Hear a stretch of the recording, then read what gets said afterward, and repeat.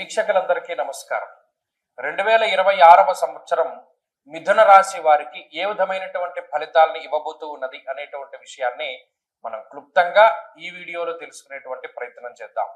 ముఖ్యంగా కొంతమంది అతిశయోక్తితోటి ఆదాయ వ్యయాలు, రాజపూజ్య అవమానాలు చెప్తూ ఉంటారు.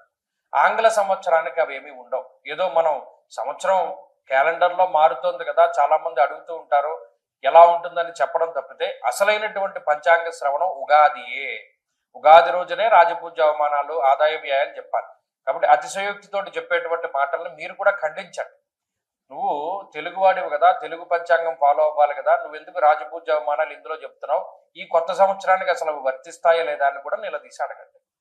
అలాగే ఈ వీడియో పూర్తిగా చూడండి, ఎక్కడ స్కిప్ చేయకుండా. మిథున రాశి వారికి సంబంధించి ఎక్కడ కూడా ఏ నిర్ణయాలు తీసుకోవాలి, ఏ ఏ నెలలు మంచివి అనేటువంటి అన్ని విషయాలు ఇందులో చెప్పడం జరుగుతుంది. ఇందులో ప్రధానంగా అసలు ఈ రాశి వారికి ఏ గ్రహాలు అనుకూలంగా ఉన్నాయి, ఈ సంవత్సరంలో చతుర్గ్రహ కూటములు, పంచగ్రహ కూటములు చాలా ఏర్పడుతూ ఉన్నాయి. గురుడైతే 2 సార్లు మారి 2 రాశులు మారబోతూ ఉన్నారు. శనేశ్వరుడు వక్రగతి, రాహు యొక్క మార్పు, ఇవన్నీ కూడా ఈ సంవత్సరంలోనే జరగబోతూ ఉన్నాయి. అటువంటి సందర్భంలో ఇప్పుడు ప్రజెంట్ ఉన్నటువంటి రాహువు మీకు 9వ స్థానం మందు సంచరిస్తున్నారు. అంటే రాహు బలం లేనట్టే లెక్క. ఈ సంవత్సరం చివరిలో ఆ 9లో ఉన్నటువంటి రాహు వల్ల అష్టమంలోకి వస్తారు. అంటే ఆయన వెనక్కి ప్రయాణం చేసే స్వభావం కలిగిన గ్రహం కాబట్టి అష్టమ రాహు కొంత ఇబ్బందికరమైనటువంటి ఫలితాన్ని ఇస్తాడు. అయితే డిసెంబర్లో మారతారు కాబట్టి ఆ ఫలితం ఈ ఆంగ్ల 2026వ సంవత్సరంలో మీకు రాదు. 9వ రాహు ఫలితం మాత్రమే మీకు వస్తుంది. ఇక శనేశ్వరుడు దశమ కేంద్రంలో, కంటక శని అంటారు, కేంద్రంలో ఉన్నటువంటి శనేశ్వరుడు ఆయన ఈ సంవత్సరం మొత్తం అక్కడే ఉంటారు. మధ్యలో కొన్ని సార్లు వక్రిస్తారు, కొన్ని సార్లు మామూలుగా మారుతారు. ఏదైనప్పటికీ ఆయన స్థానం అయితే మార్పు ఉండదు, ఆయన అక్కడే ఉంటారు. కాబట్టి ఈ కంటక శని నిజంగా కంటకప్రాయంగానే ఉంటాడు, ఆయన ఏం పెద్ద యోగించే గ్రహం కాదు. మరి ఈ సంవత్సరం మొత్తం దేని మీద ఆధారపడాలి అంటే గురువు యొక్క బలం మీదే. మీరు గమనించండి, జూన్ నెల 2వ తారీఖున మిథున రాశిని వదిలిపెట్టి గురువు కర్కాటక రాశిలోకి సంక్రమణం చేస్తారు. ఆ జూన్ 6వ తారీఖు వరకు పూర్తిగా 3 దీర్ఘ సంచార గ్రహాలు ప్రతికూలంగా ఉన్నాయి. మిగతా గ్రహాలన్నీ కూడా ఈ సంవత్సరం ప్రారంభంలో మీకు అష్టమ స్థానంలో కూటమిల కింద ఏర్పడుతున్నాయి. చతుర్గ్రహ కూటమి, పంచగ్రహ కూటమి కింద. కాబట్టి మిథున రాశి వారికి ఈ సంవత్సరంలో జూన్ నెల 2వ తారీఖు నుండి అక్టోబర్ 31వ తారీఖు వరకు మాత్రం గురు బలం ఉన్నది. ఈ మధ్యలో ఉన్నటువంటి పీరియడే వీరికి మంచిది. కాబట్టి మొత్తం ఓవరాల్ గా చూసుకున్నప్పుడు పర్సంటేజ్ ఇవ్వవలసి వచ్చినప్పుడు ఒక 30% మాత్రమే ఈ సంవత్సరం మిథున రాశి వారికి బాగున్నది. మరి అంతే కదండి, 30 వంతు కూడా కాదు, 30%, 30 వంతుకు పైన. అయితే ఎందుకంటే ఈ పరిస్థితి అంటే మరి శనేశ్వరుడు కంటక స్థానంలో ఉన్న, రాహు యోగించట్లా ఉన్న, గురుబలం ఒకటే. మరి ఎలా అండి మేము బతికేది మీరంత దారుణంగా చెప్తే అంటే జాతకం, మిథున రాశి వారి జాతకంలో దశాంతర్దశలు గనక బాగుంటే ఈ గోచార పరిస్థితులన్నీ ఓవర్కమ్ చేయగలుగుతారు. జాతకంలో ఉండేటువంటి దశాంతర్దశలు బాగా లేకపోతే మాత్రము మనం ఏమి చేయలేం. ఈ గోచార ఫలితాల్లో కూడా మనకి 35 పాస్ మార్కు కూడా రాలేదు కాబట్టి కొంత ఇబ్బందికరమైన సంవత్సరమే అని మనం ముందుగానే డిసైడ్ అవ్వాలి.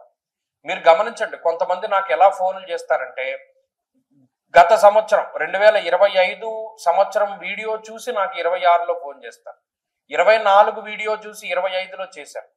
నిజంగా మరి ఈయన చెప్పింది జరిగిందా లేదా అని చూసి చెప్పిన వాళ్ళు చూసి మళ్ళీ ఇప్పుడు ఫోన్ చేసామంటే ఆ సంవత్సరం అలాగే ఉంది, స్టార్టింగ్ లో మీరు మాకు వ్యతిరేకంగా చెప్పారని చూడలేదు, కానీ నిజానికి చూస్తే అలాగే జరిగింది, కొంత ఇబ్బందులు ఎదుర్కొన్నా మేము దాటగలిగాం అనేటువంటి వాళ్ళు ఎక్కువ మంది తగులుతారు.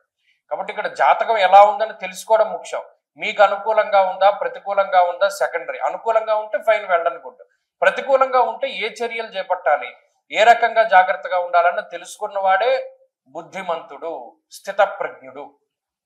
మీరు గమనించండి, గ్రహస్థితి అనుకూలంగా లేనప్పుడు ఏ పని చేయకూడదు, గ్రహస్థితి అనుకూలంగా ఉన్నప్పుడు ఏ పని ప్రారంభం చేసినా అది ఆటోమేటిక్గా ముందుకు వెళ్ళిపోతుంది. కాబట్టి మిథున రాశి వారికి జూన్ నెల 2వ తారీఖు దగ్గర నుండి అక్టోబర్ 31 వరకు చాలా అద్భుతమైనటువంటి సమయం. అందులోనే అన్ని పనులు పూర్తి చేసుకోవాలి.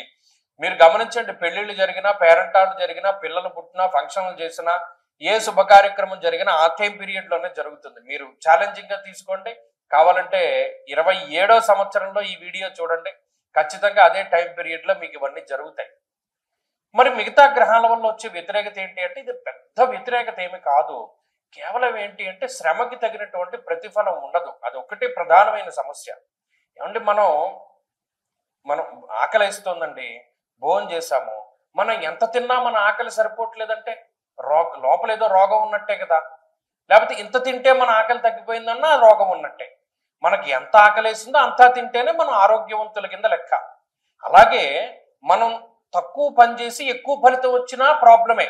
ఎప్పుడో భవిష్యత్తులో ఇది కొడుతుందిరా మనల్ని అని అనుకుంటాం. ఎక్కువ పని చేసి తక్కువ ఫలితం వచ్చినా ప్రాబ్లమే. ఎందుకు? మనం పని చేసిందంతా వృధాగా పోయిందని అనుకుంటాం. మనం ఎంత పని చేసామో అంత రిజల్ట్ రావాలి.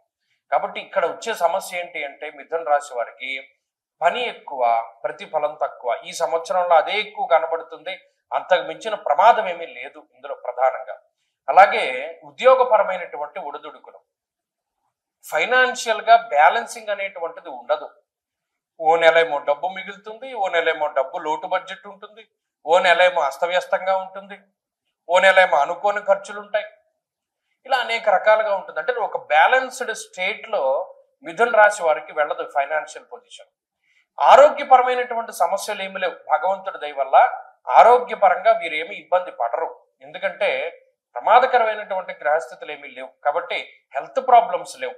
కేవలం financial conditions up and down ఉన్నాయి. అలాగే ఉద్యోగపరమైనటువంటి విషయాల్లో అప్ అండ్ డౌన్స్ ఉన్నాయి. అలాగే ఈ గురుడు 2వ స్థానంలోకి వెళ్ళినప్పుడు మనస్సౌఖ్యం, యశోవృద్ధిం, సౌభాగ్యంచ ధనాగమ. ఇందాక చెప్పినట్టు శుభ కార్యక్రమాలు చేస్తారు, డబ్బు సంపాదించుకుంటారు, వాహనాలు కొనుక్కుంటారు, అప్పు చేసి ఇల్లు కొంటారు, అప్పు చేసి వాహనం కొంటారు. ఏది చేసినా సరే ఆ టైంలో జరిగిపోతుంది. సరే, ఇది గ్రహస్థితి గురించి చూచాయిగా మనం తెలుసుకున్నప్పుడు ఇప్పుడు మనం దీన్ని ఎలా పెంచుకోవాలి? ఇందాక చెప్పాను, జాతకంలో దశలు అంతర్దశలు బాగుంటే మెరుగుపడుతుంది, లేదంటే అవి కూడా దెబ్బతిన్నాయి. అప్పుడు ఏం చేయాలయ్యా అంటే మొట్టమొదటిగా ఈ సుబ్రహ్మణ్య ఆరాధన కానీ శివారాధన కానీ ఈ రెండు ప్రధానంగా చేస్తే గ్రహ బాధలు వెంటనే తగ్గుతాయి. ప్రతిరోజు చదవలసినది రుద్రకవచం. ప్రతిరోజు రుద్రకవచ పారాయణ చేయడం మంచి ఫలితాన్ని ఇస్తుంది ఒకటి. రెండవది, ప్రతి నెల మాస శివరాత్రి వస్తుంది. ఆ ప్రతి నెల మాస శివరాత్రి రోజున ఖచ్చితంగా శివుడికి అభిషేకం చేయించుకోండి.